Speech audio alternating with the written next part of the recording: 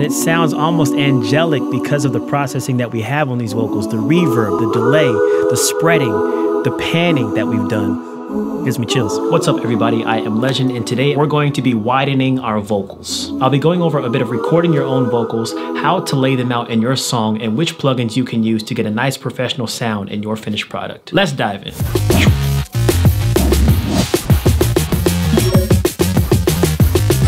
So here's a track I'm working on with Peggy and Isabel from Lander, and I've gone ahead and recorded my own vocals with the Shure PG-827 microphone to really put this thing through its paces and also add my own flair to the song and show you kind of what we were working with here.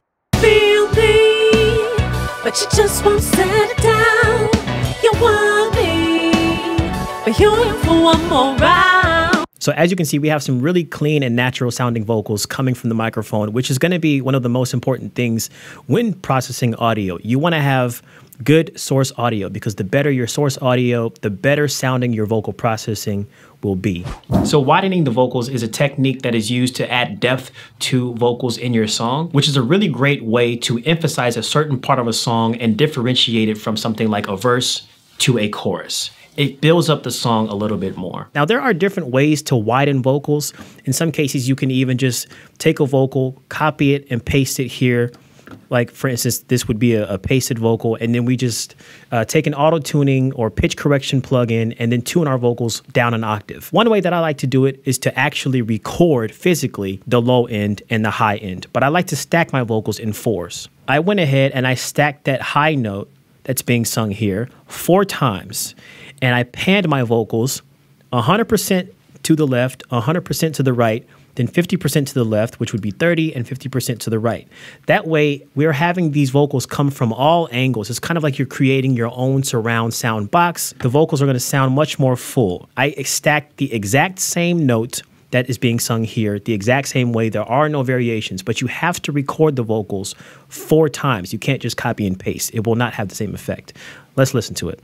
You want me, but you're in for one more round. You love me, but not when she's in town. It sounds much more emphasized and powerful. Now, we're going to talk about widening on the low end, because one thing that I also love to do is stack octaves. So we already have the higher octave that we're singing along with the lead right here. But what I did is I recorded 4 more stacks of a lower end. It's the exact same note, it's just in a lower register. I did the same panning, 100% to the left, 100% to the right, 50% to the left, and 50% to the right. Obviously, you have to turn down the mixing of these so that they're not overpowering the lead, and also, you know, they're mixed well with each other. So the low end, I definitely turned down the most because that's my strong range, but you can still hear it. But we get that full on surround sound effect with the high and the low stacking that I did. 8 total stacks along with our 2 that we originally had before I recorded any of my vocals. You feel me, but you just won't set it down. You want me, but you're in for one more round. You love me, but not when she's in town. Fast talk me, go on, send in the clouds. This always reminds me of something like Carrie Hilson or like something that Timbaland would be working on, because he does a lot of the octave stacking. So I like the effect that we have right here and how much more grand the chorus sounds. Stomach is going wild again. Last but not least, using a chorus effect or a spreader. Now, a chorus effect is something that you use to spread your vocals and give it more of a surround sound. This is an effect that is especially useful for somebody like me who processes my vocals and records my vocals the way that I do. And so to further emphasize my stacks, I like to add this spreader to each and every single vocal so that I get even more of a wide open surround sound, so that when people are listening, they really feel immersed in the song. So the plugin that I'm using to spread my vocals is going to be CLA Vocals. It's one of those all-in-one plugins where you have compressors and treble and bass. This is going to be our stereo spread, and we're going to turn it up almost all the way to the top. It's going to spread our vocals that are already panned, so it's going to further sit them in the background where they belong. You feel me, but you just won't set it down. You want me, but you're in for one more round. You love me, but not when she's in town. Fast talk me, go on, send in the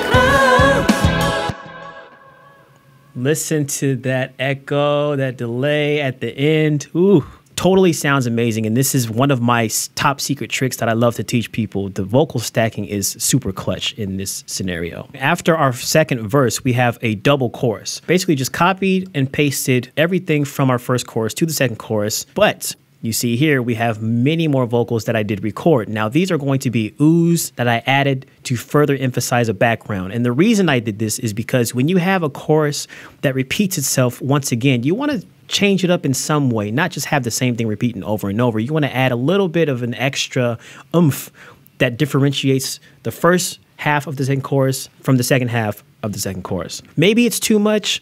You know, this is all just me creating as I go. This is what I like to do. If it is too much, I dial it back. For me, it's always nicer to have something that you add a little bit too much to and then dial it back later than to not have enough and not figure out how can I pump it up even more. But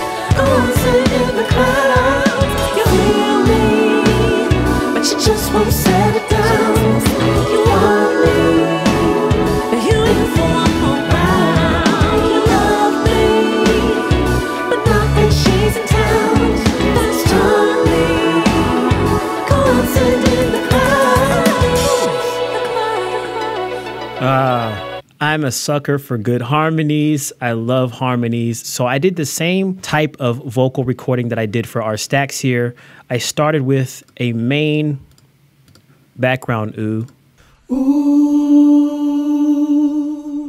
Then I came up with the harmonic ones that will go along with it.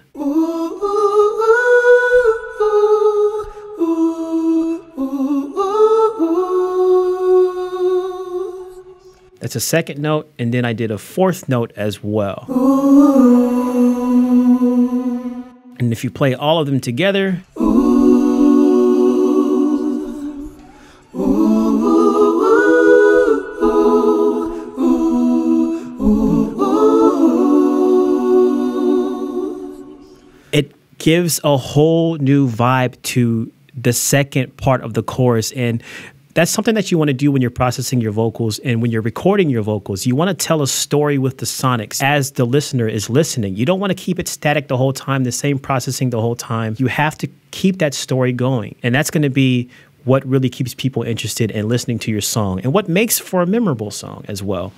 I really like what Isabel and Peggy sent me, and I believe that what I did really does add to the song and makes it a lot more interesting to the listener. And if you guys found this video to be helpful, please be sure to leave a like on this video. Leave a comment down below letting us know what vocal processing tricks you're going to try when you work on your next song. And again, a huge thank you to Shure for making this video possible. Thank you for having me on board, Lander. And as always, stay legendary. I don't know if you guys will do the fade out. I hope so. This isn't a... I feel like a robot. Okay.